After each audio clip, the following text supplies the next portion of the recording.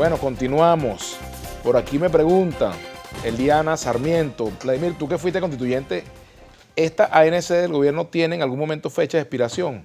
Bueno, mira, yo te puedo responder por la constituyente en la cual participé, la del año 1999, en la cual creí en esta. Ustedes saben que yo no he creído en esta Asamblea Nacional Constituyente, creo que no se convocó de acuerdo a los parámetros que señala la Constitución y por lo tanto, pues, no puedo responder por lo que ella hace. Lo que creo es que tiene que buscar su mecanismo para resolver ese conflicto de una Asamblea Nacional Constituyente que no termina de culminar su trabajo, no se conoce el resultado de ese trabajo, no se sabe qué proyecto de constitución se va a someter a la discusión del país, si es que se va a someter. Y bueno, por supuesto yo soy escéptico frente a ese tema y mi posición creo que es lo suficientemente clara, pues. No he respaldado, ni respaldo, ni respaldaré esa ANC, es mi punto de vista, no compromete más a nadie sino a mí mismo. Y bueno, también te preguntaba sobre este asunto de las criptomonedas, cuál es la perspectiva que tú le ves a las criptomonedas para este año 2020 y qué rol le asignas tú a la Fuerza Armada en la resolución del conflicto político venezolano y en la resolución del conflicto político institucional, pues. 100 millas, una recta de 100 millas, pero fíjate, las criptomonedas, Vladimir, las criptomonedas se basan sobre la base de la confianza. El Bitcoin creció como creció porque la gente empezó a confiar en él, porque había información y porque la tendencia en la innovación. El petro es una entelequia. El petro no tiene transabilidad, no se confía por la forma en que se ha logrado imponer. O sea, posiblemente las criptomonedas, digamos, las internacionales, lo que tiene soporte, tendrán cabida en el 2020. Pero la política monetaria en torno al petro, como se ha venido llevando, sin duda alguna, pareciera no tener largo aliento de cara al 2020. Y con respecto a la pregunta del mundo militar, el mundo militar, Vladimir, hoy hace vida muchos años, o sea, su historia ha hecho vida en defender el Estado, correcto, y las premisas de la Constitución. Pero también hoy está inserto en la actividad productiva, está inserto en cuidar las instancias y las plataformas que hacen más viable o menos viable a la empresa privada, por ejemplo, los puertos, las carreteras. El rol que va a tener los militares, y hay países que lo lograron, Vladimir. En Colombia se logró tener desconfianza a tener confianza con los mismos actores y el mismo uniforme. Yo creo que los militares en el 2020 pueden darle a Venezuela la oportunidad de tener certidumbre, confianza con sus acciones, con las acciones en el marco de la democracia y la Constitución, y en el términos empresariales, con que le den el soporte y la seguridad para que vuelva a existir una mejor seguridad en las vías, en los puertos, en los aeropuertos, pero sobre todo como mensaje, y no solo a los militares, a cualquier persona que piense distinto o tenga un rol en la sociedad. Nosotros podemos diseñar y podemos construir un país donde quepamos todos.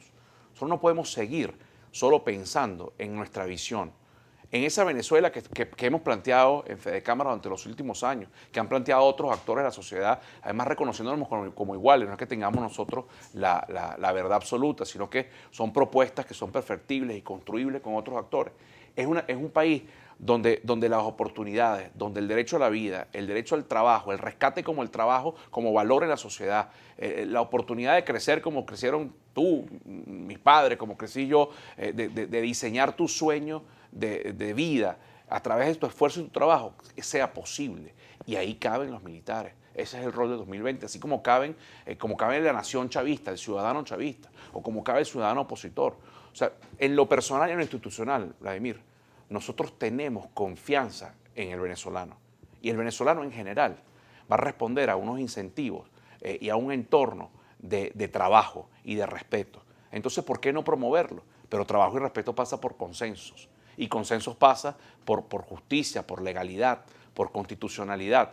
O sea, yo creo que son pocos los que nos mantienen alejados de ese objetivo común y de poderlo lograr. Y ahí cada uno de los actores, políticos, civiles, militares, todos tenemos que jugar un rol en el 2020. ¿Cómo reconstruir el salario, ya casi terminando, Sí. cómo reconstruir el salario, Ricardo, en medio de esta situación económica? Porque bueno, por una parte tú ves que se vende todo en divisa, desde una chupeta hasta un apartamento, se venden en divisa. Pero ¿cómo hacer con el salario de los trabajadores, tanto del sector público como privado? ¿Cómo hacer para que se protejan del embate de la única verdadera forma de promover el rescate del salario pasa por políticas públicas, Vladimir, porque si no lo que vas a ver es pañitos de agua tibia según las posibilidades de cada empresario con sus trabajadores o según el estilo de vida o el entorno que rodee al trabajador o al ciudadano. Para que sea sustentable en el tiempo, pasa por un cambio de modelo definitivo, donde la producción, la competitividad, donde se le dé independencia ciudadana a la gente, donde se empodera a la gente en su poder de decisión, no solo en la política para elegir el gobernante, sino en su poder de decisión de pararse frente a un anaquel y que tenga competencia y que nos ponga el problema a nosotros como empresarios de ganarnos su confianza siendo mejores, produciendo mejores servicios y productos. El salario no se rescata sencillamente con contracción o con un decreto. El salario no se rescata en una cadena nacional diciendo ahora sí lo vamos a hacer después de 19 intentos fracasados y tomando decisiones con el mismo pensamiento. El salario se rescata generando más empresas, generando más libertades económicas, dándole el valor justo y preponderante que tiene la propiedad privada en una sociedad sana y sobre todo con un Estado que no compita, que no sea, que no afecte al colectivo de la empresa privada, sino que sea un Estado promotor de ella, que sea un Estado promotor de la competitividad. No puede ser un Estado que vende empanadas, maneja aviones, fracasa en el aluminio, maneja petrolera. Tiene que ser un Estado que promueva condiciones e incentivos que no sean perniciosos. ¿Y qué son perniciosos? Por ejemplo, la distorsión que hubo en el mundo del Cadivi, la distorsión que hubo en el mundo del cambio. Esos son incentivos perniciosos. Pero los ciudadanos vamos a responder a incentivos.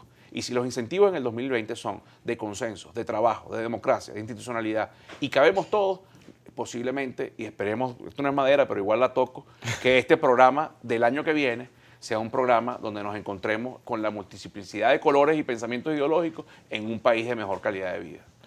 Ya terminando, fíjate, Francisco Catapano me pregunta que si creo que el gobierno va a permitir el referéndum revocatorio a Maduro dentro de 2 años. Mira, las bolitas de cristal en Venezuela de hoy no funcionan para largo plazo. Para el corto no funciona, imagínate ustedes para el largo plazo. Vamos a llegar el 1 de enero, al 5 de enero, y es. después veremos qué pasa el 2021. Muchas gracias, Ricardo, por haber venido al programa. Gracias a ti, por acompañarnos. Y a ustedes, queridos amigos, los invitamos para que sigan en sintonía de Brújula Internacional con el doctor Julio César Pineda. Será hasta mañana. Mañana vamos a tener como invitado a Héctor Pérez Marcano, dirigente político, que fue uno de los fundadores del movimiento de izquierda revolucionaria, fue parlamentario durante largos años. Así que bueno, será hasta mañana. Sigan ahora con Brújula Internacional.